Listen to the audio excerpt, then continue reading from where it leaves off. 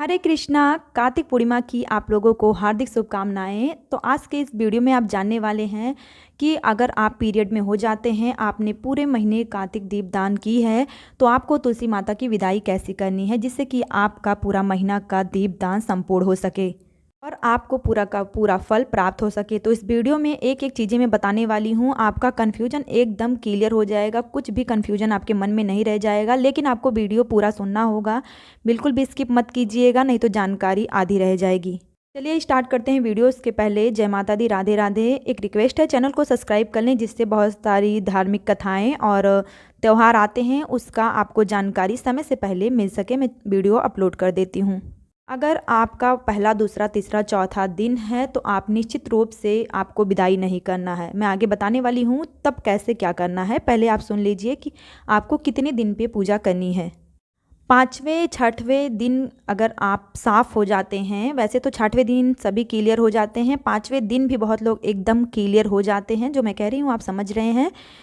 अगर 5वें दिन आप एकदम क्लियर हो जाती हैं तो आप विदाई कर सकती हैं। सुबह उठकर नहा धो के बाल वगैरह धुल लीजिए। इस दिन सोमवार है तो आप अगर क्लियर हो गई हैं तो एतवार के दिन ही बाल धुल लीजिए। तुलसी माता की विदाई कैसी करनी है विधिवत मैंने वीडियो अपलोड किया है, आप जाके ज़रूर देखिएगा। आपको रविवार के दिन नहीं, सोमवार के दिन विदाई करनी है, ये भी बता दे रही हूँ।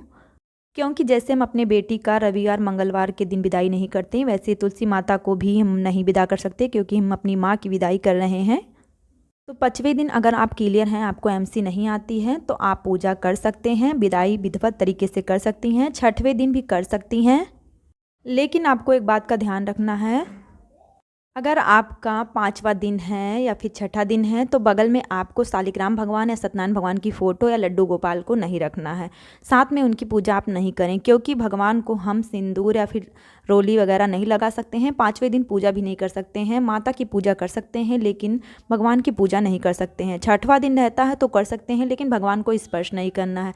इसीलिए 5वें, 6वें दिन आपको बगल में शालिग्राम भगवान या फिर लड्डू गोपाल को या फिर सत्यनारायण भगवान की फ़ोटो को नहीं रखना है। आपको केवल तुलसी माता की पूजा करनी है और उनकी विदाई करनी है।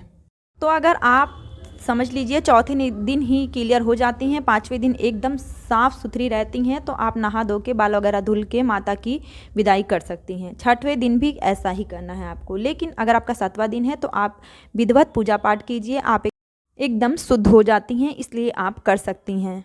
साथ में आप विष्णु भगवान का पूजा भी कर सकती हैं। लेकिन अगर आपका पहला, दूसरा, तीसरा, चौथा दिन है या फिर 5वें दिन भी आपको पीरियड आ रहा है तो आपको क्या करना है, कैसे माता की विदाई करनी है, क्योंकि पूर्णिमा के दिन ही माता की विदाई होती है।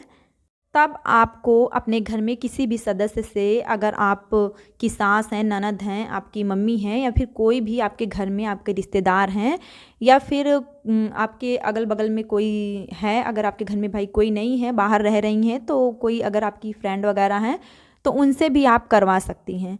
उसी तरीके से आप पूड़ी लपसी बनवा के और उसके बाद सारा श्रृंगार का सामान और जो भी आप चढ़ाने में सक्षम हैं सभी चीज़ों को आप तुलसी माता के पास ले जाके उनसे पूजा करवा सकती हैं। और लेकिन आपको वहाँ पे बैठना है और माता से मानसिक रूप में उनसे क्षमा याचना करना है। ऐसा भाव देना है, माँ मैं आपको अर्पित कर रही हूँ, आपको चढ़ा रही हूँ, आपका श्रृंगार कर रही हूँ, आपका कोछा भर रही हूँ, आपके गले मिल रही हूँ, आपको प्रणाम कर रही हूँ, जो भी गलती हुई है पूजा पाठ में उसका क्षमा याचना कर रही हूँ। ऐसा करके आपको सभी चीज़ों को चढ़ा देना है। उसके बाद आप जो चाहें बाद में साफ़ हो जाएं तो ब्राह्मण को अपने हाथों से दान दे दीजिए। जो भी श्रृंगार का सामान आप निकाली हैं थोड़ा सा उसको बाद में जब भी आप शुद्ध हो जाएं उसके बाद उसको प्रसाद रूपी में आप ग्रहण कीजिए। आप अपने सिंदूर को लगाइए और चूड़ियाँ को पहन लीजिए जो भी आप माता को चढ़ाई हैं। इस तरीके से आपको माता की विदाई करनी है। अगर आप पीरियड में हो जाती हैं या फिर आपका चौथा, 5वां या फिर कोई सा भी दिन हो, सारा मैं कन्फ्यूजन आपका क्लियर कर दी हूँ। फिर भी कोई सवाल आपके मन में है तो कमेंट्स बॉक्स में ज़रूर लिखिएगा, मैं आपको रिप्लाई तुरंत दूंगी। जितना हो सके वीडियो को शेयर कीजिए जिससे बहुत लोगों को जानकारी मिल सके, कन्फ्यूजन दूर हो सके और वो भी पूजा पाठ अपना संपूर्ण कर सकें। इसका पुण्य आपको, हमें सभी को लगेगा। तो चैनल को अभी सब्सक्राइब कर लीजिए। कथा भी आने वाली है, ज़रूर सुनिएगा। मिलेंगे फिर नेक्स्ट वीडियो में, तब तक के लिए राधे राधे, जय माता दी।